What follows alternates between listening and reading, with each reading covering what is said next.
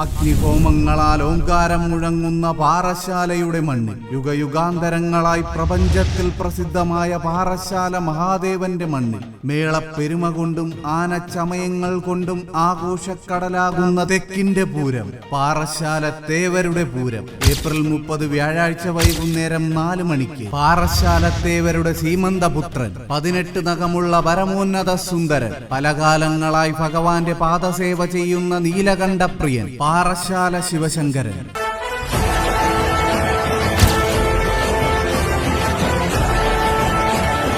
പൂരപ്പെരുമയിൽ തലയെടുപ്പിന്റെ ഗജരാജൻ കടന്നുപോയ വഴികളിലെല്ലാം പുന്നത്തൂർ കോട്ടയുടെ പേരെഴുതി വച്ച പൂരപ്രമാണി ഗുരുവായൂരപ്പന്റെ വാത്സല്യപുത്രൻ ഗുരുവായൂർ രാജശേഖരൻ.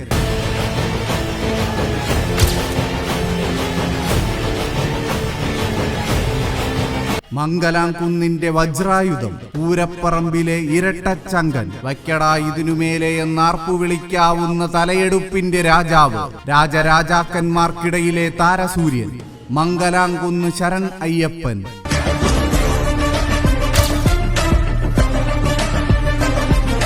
ദേവൻ പിറന്ന സമയത്ത് ജനിച്ചവൻ ആനപ്പെരുമയിൽ ആരെയും കൊതിപ്പിക്കുന്ന അഴകെഴുന്ന തമ്പുരാൻ ദേവീദേവന്മാരുടെ വീരപടനായകൻ ഗജരാജ സൗമ്യശ്രേഷ്ഠൻ മൗട്ടത്ത് രാജേന്ദ്രൻ.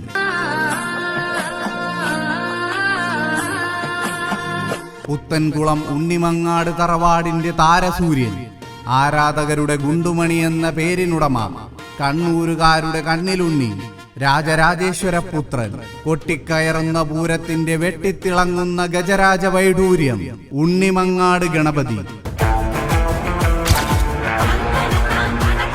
തൃശൂർ പൂരത്തിന്റെ നിറസാന്നിധ്യം ആരാധകരുടെ കണ്ണിലുണ്ണി ശാന്തസ്വരൂപത്തിന്റെ മൂർത്തിമത്ഭാവം പെരുമാറ്റം കൊണ്ട് പേരുകേട്ട പൂരപ്രമാണി പ്രൗഢഗാംഭീര്യത്തിന്റെ അവസാന വാക്ക് തടത്താവിള രാജശേഖരൻ.